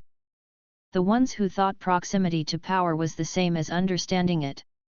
The ones who had watched me crush the Vought board, burn city blocks, collapse 3 major response agencies, and still whispered to each other like I might be something that loved. They painted murals. They stood in circles beneath torn flags and said my name too softly. They lit candles. They carved new patterns, wrong ones, into their arms. They wrote their own scripture. By the time I reached them, they had already constructed an altar. A concrete loading dock. The back of an abandoned train yard. 57 of them, kneeling. A replica of my torso, 20 feet high, built from plaster and wire and old riot shields, leaned above them. They'd dressed it in scraps of cloth and drawn my eyes in black paint across a stretched bedsheet. At the base of the altar, incense. A bowl of fire. Dried blood. And a child. Curled at the foot of the steps. Wearing a crown of rusted nails. He wasn't moving. I stepped into the clearing. The air changed before I said anything. One of the kneeling men turned. His eyes widened. Then he smiled. He's here. He's come to see us. Another began to cry. A third dropped flat to the ground. Someone started chanting. Sukuna. Sukuna. Sukuna. I walked through the center of them. They parted like water. No one touched me. They thought I had come to accept it. To accept them. I stepped onto the altar. The man who had first spoken stood with trembling hands. My lord, we've honored you. We've made your name permanent here. The world saw what you did. We offer our loyalty. He gestured to the sculpture. To your glory. I looked at it. Not at the structure. Not at the paint. At the child. I walked forward slowly. The man followed. His name was Jonah, he said. He was sick. We gave him to the fire for you. My hand shot out and gripped his throat before the next word left his lips. He choked. I lifted him from the ground and turned to the others. The crowd stopped moving. Stopped chanting. Stopped breathing. They watched me, eyes wide, mouths open, waiting for something divine. You think this pleases me? No one answered. I squeezed. The man's neck cracked. I dropped him. He didn't move. Stand up. I didn't shout it. I didn't need to. Dozens of them rose. Some wept. Some reached for each other. None ran. You drew my marks without permission. You spoke in my name. You offered lives to me like I was a thing that listens. I stepped off the altar. Each step cracked the pavement. You think I need your songs? Your false doctrine. I pointed at the crown of nails. It disintegrated. You kill a child and call it reverence. You light candles and say it's sacrifice. You use my power to feel something inside your hollow chests. I raised my right hand. The cursed energy built so slowly the air warped before the pressure landed. I didn't speak a technique. I didn't need to. The first line of People 7 total dropped without a sound. No cuts. No screams. Just gone. Flesh separated from itself. Bones folded like wet cloth. The rest of the crowd screamed. They turned. They ran. I let them. I walked behind them calmly, each step echoing like a bell against the walls of the dead train yard. One man tripped and looked back. I stopped in front of him. He was missing 3 fingers burned off from a failed attempt to carve my script into a rail line 2 weeks earlier. He didn't speak. I knelt beside him. You thought that hurt was loyalty? He nodded, barely. It was noise. He tried to crawl away. I pressed 2 fingers to his spine and erased the part of him that remembered how to stand. He would live. He would never rise again. I found the one who built the sculpture hiding behind a collapsed generator. His knees bled from crawling. He didn't beg. He looked up and said, "We needed something. You were all we had."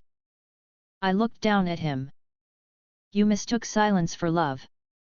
He nodded. I won't do it again.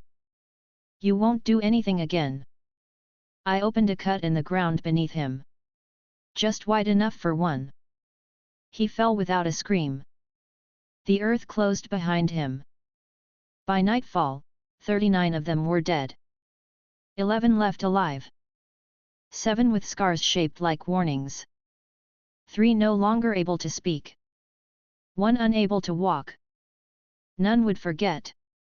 I stood where the sculpture had been and placed one final mark in the center of the stone. A correct one. Precise. Balanced.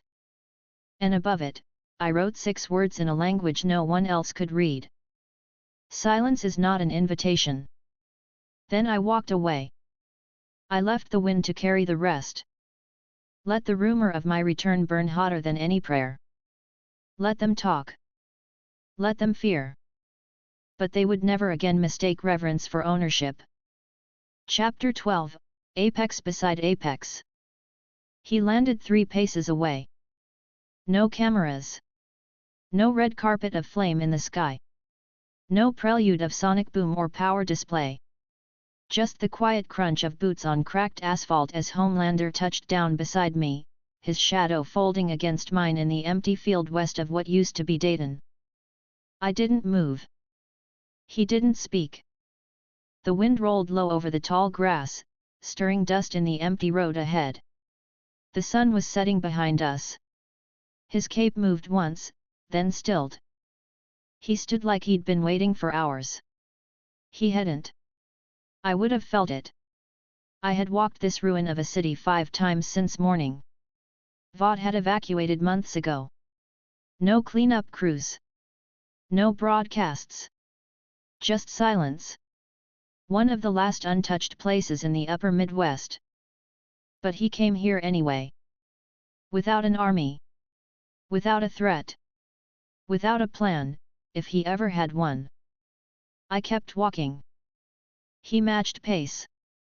We walked together for 6 minutes and 34 seconds without a word. Over broken roads, past empty storefronts, across what used to be a school lot now overtaken by weeds and ash. He watched me. I didn't look at him. He was thinking. He always thought first. He liked words. He liked the sound of being the one who got to say them. I let him have it. Finally, he broke. You don't sleep in buildings, he said. I didn't answer. He continued. You don't rest in shelters. You don't carry food. You don't carry anything. No allies. No map. No notes.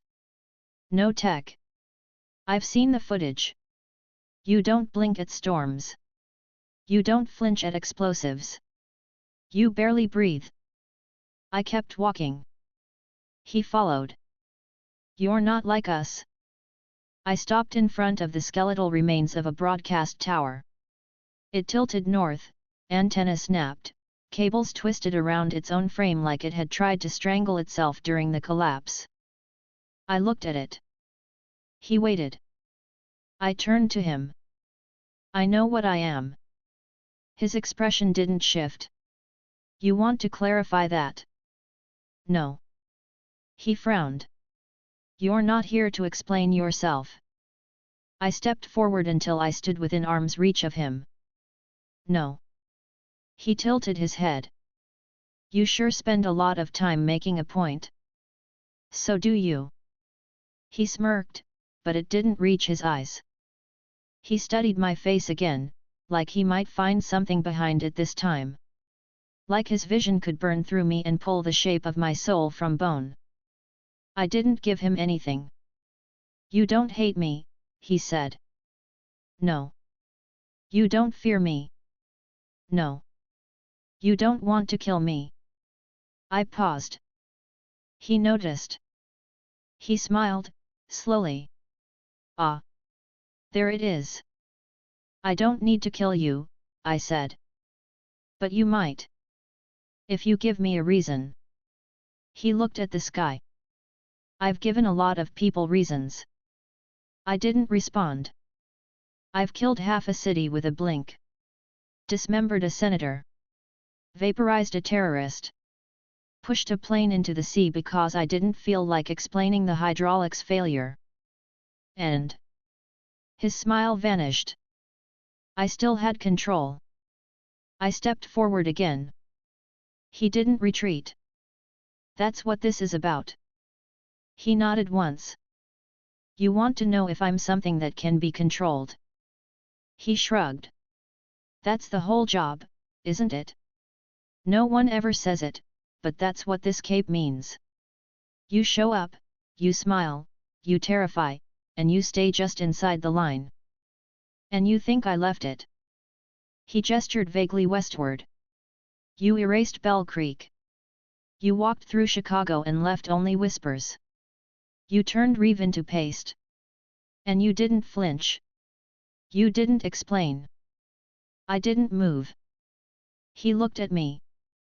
I've done worse. But I'm supposed to feel bad about it.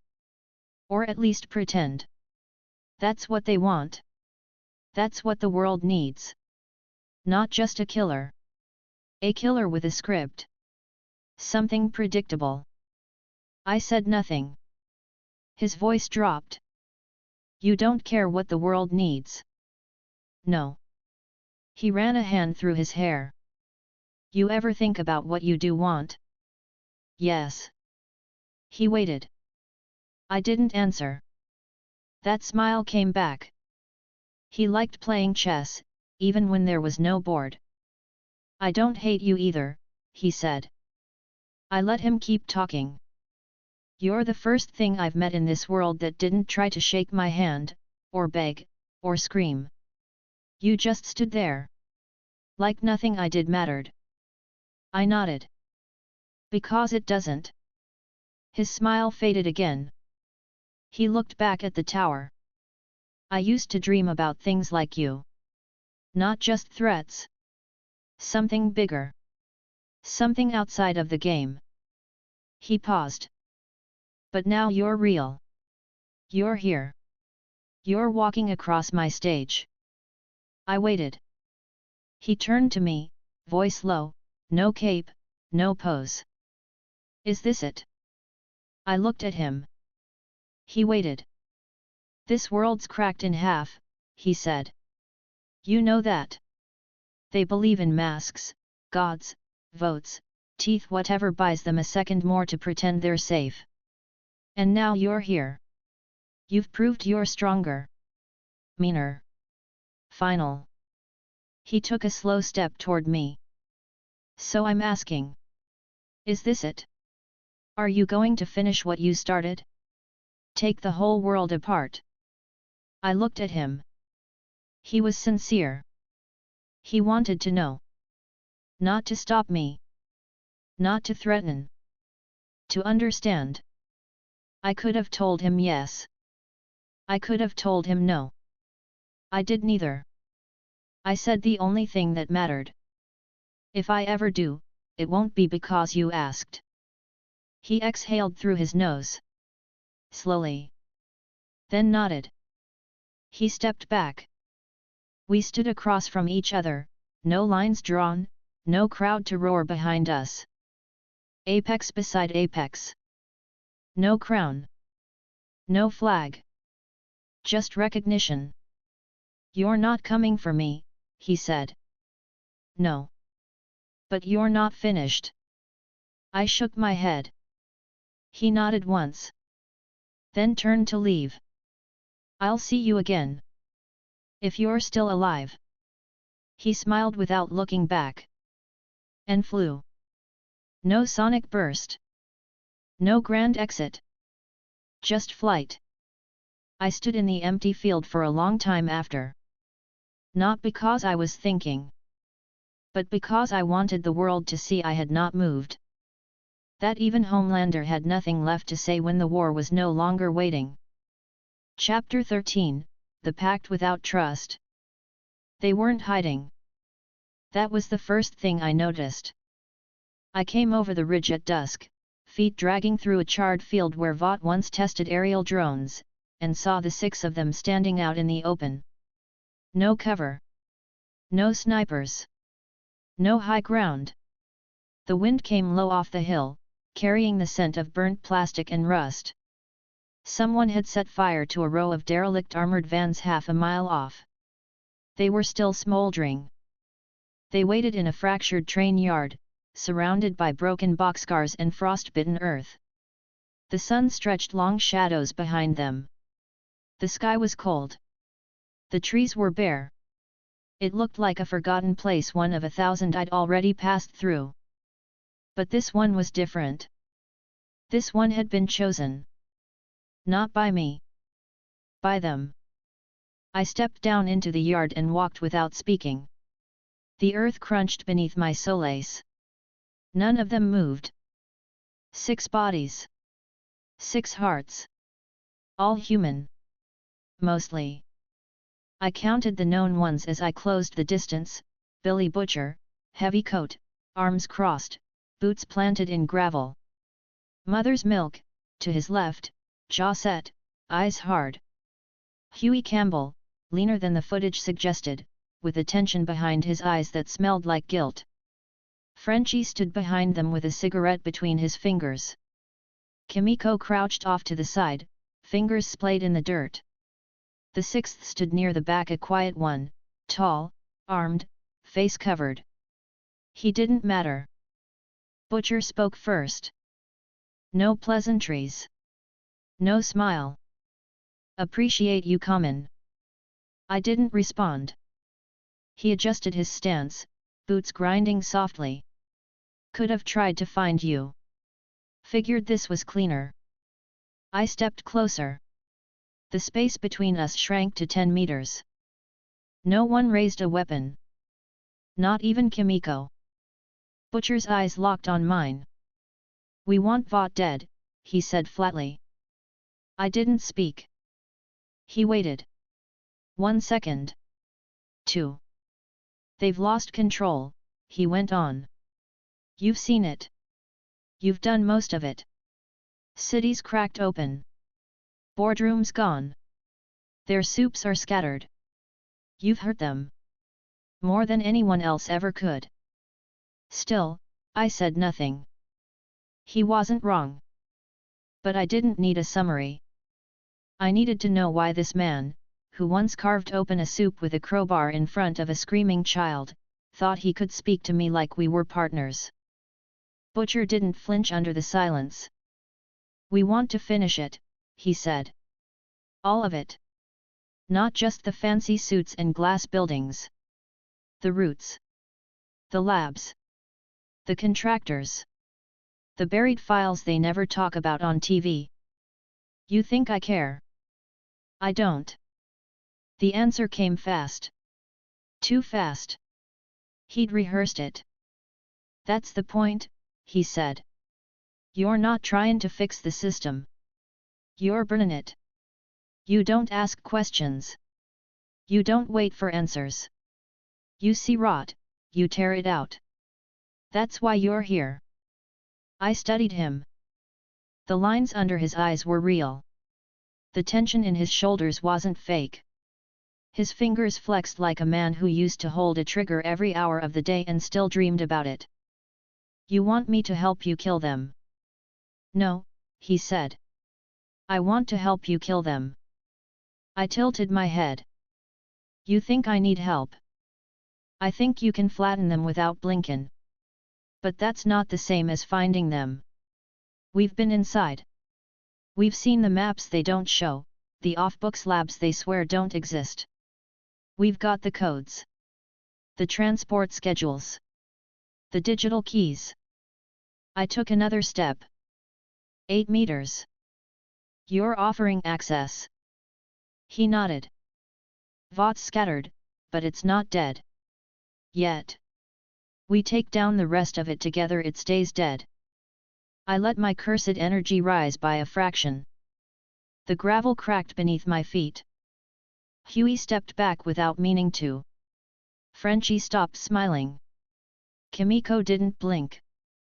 But Butcher stood firm. I locked eyes with him. I could do it myself. You could. Why would I need you? You don't. He let the answer land. But I'd make it easier. I stared at him. He waited. No blood on your hands you didn't want, he added. No sneakin'. No politics. Just a cleaner kill. And what do you want in return? He gave a slow shrug. Same thing as you. Burn it all. I paused. He didn't flinch. No lie. No mask. Just hate. That I understood.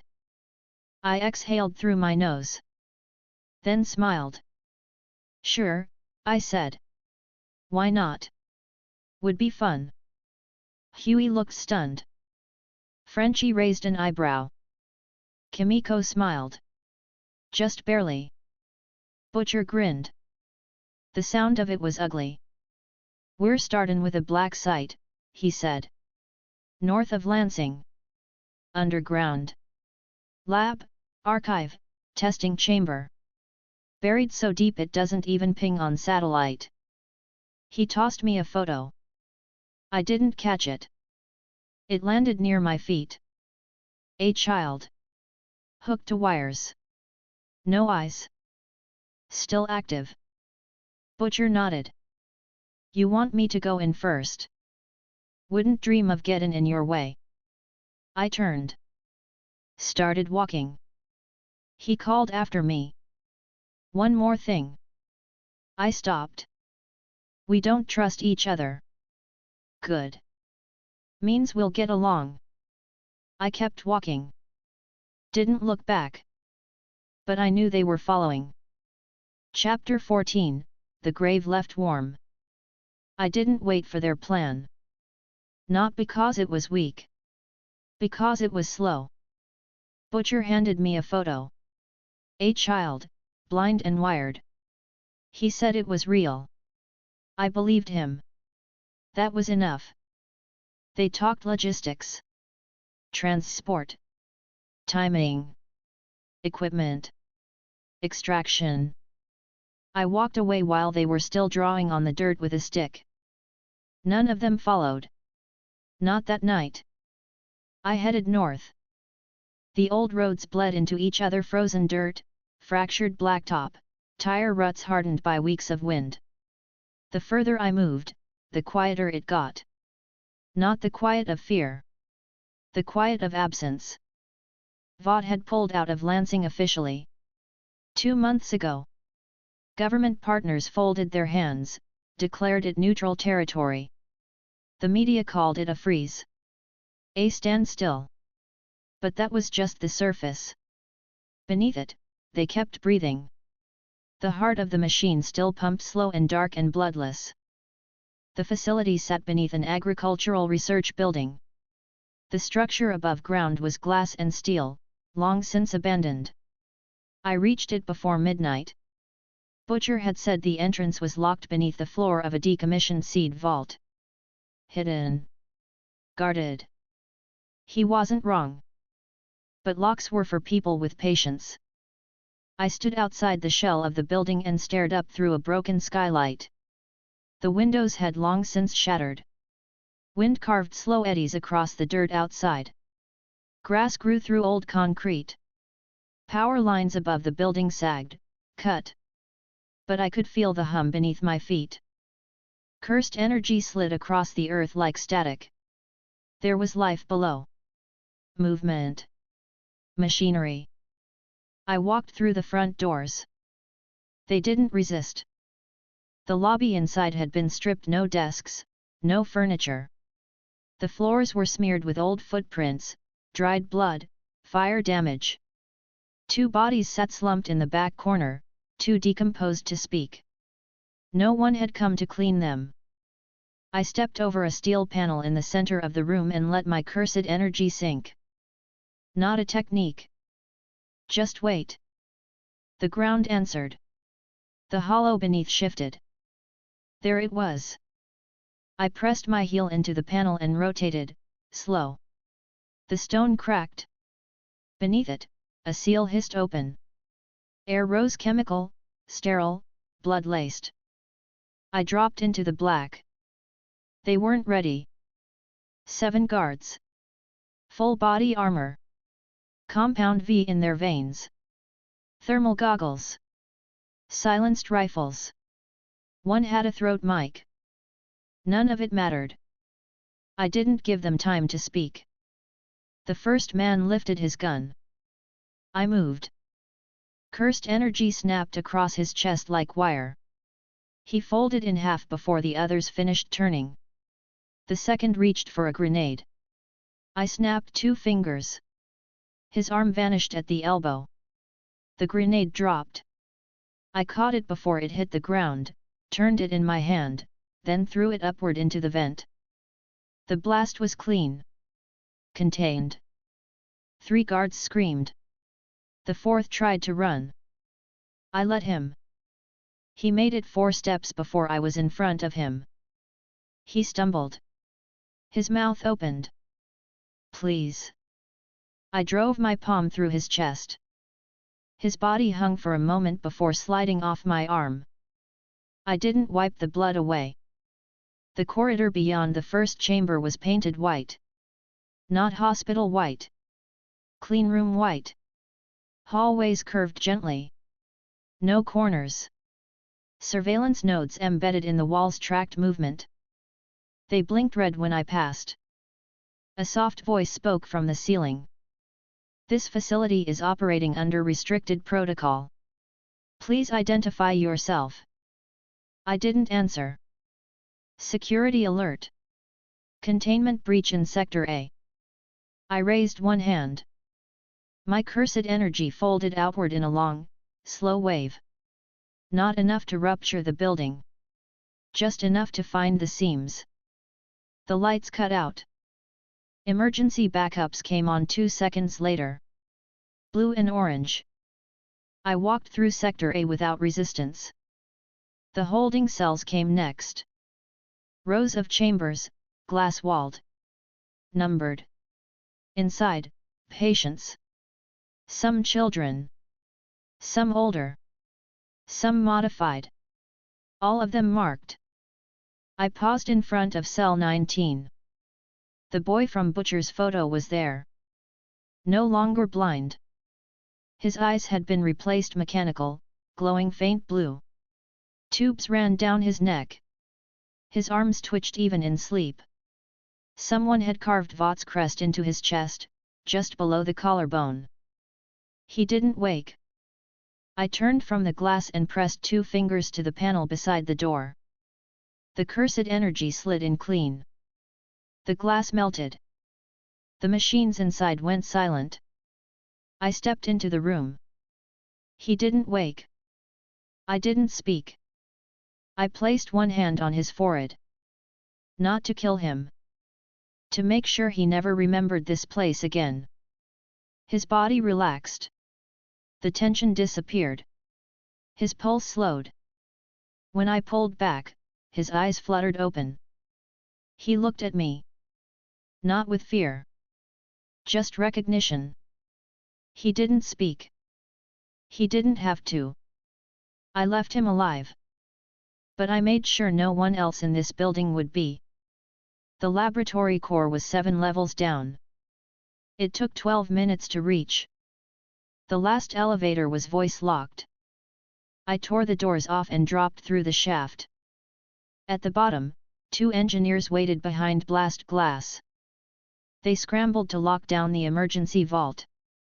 I stood on the other side. One of them screamed when I placed a palm against the glass. The vault seal held.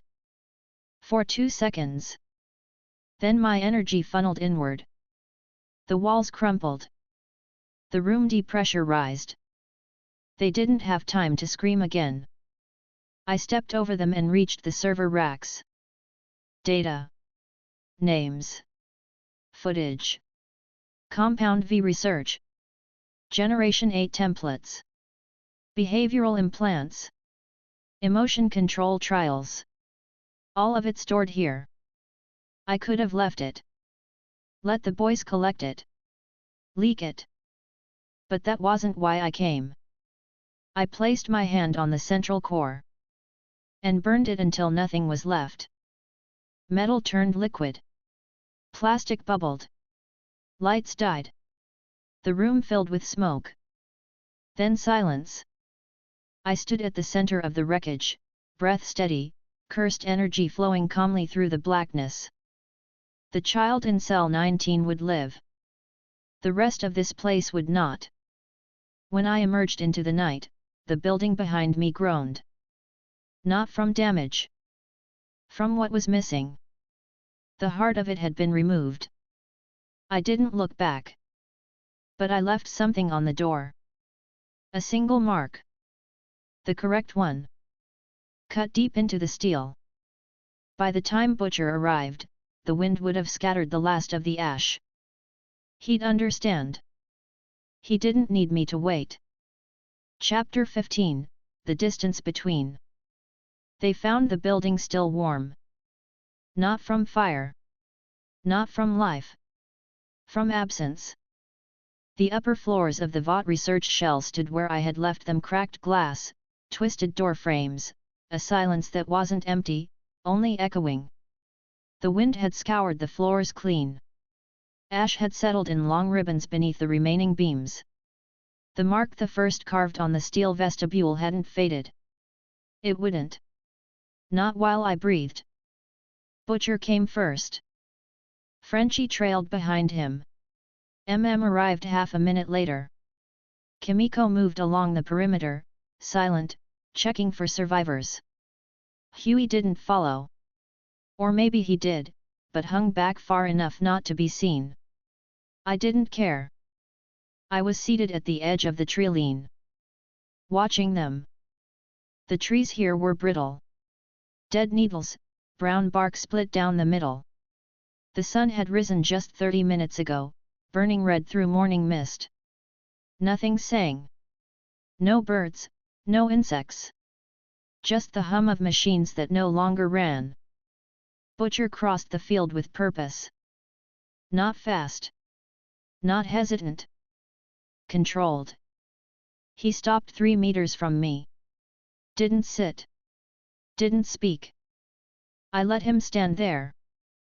Behind him, Frenchie stared at the hole in the floor where the seal had once hidden the black sight. He knew what that meant. The others would figure it out soon. Butcher exhaled through his nose. You didn't wait. I didn't answer. You went in early. Didn't say a word. I stayed seated, arms resting on one raised knee. My eyes didn't leave his face. He continued. You took the site. Took out the guards. Melted the servers. Buried the data. No survivors. Still, I said nothing. Frenchie crouched beside the blown entrance. He didn't try to go down. Too dark. Too late. Kimiko moved through the eastern fence line, paused by an overturned security truck, then came back. Butcher waited.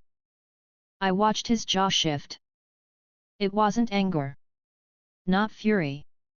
Not even shock. It was the thin, brittle weight of recalibration.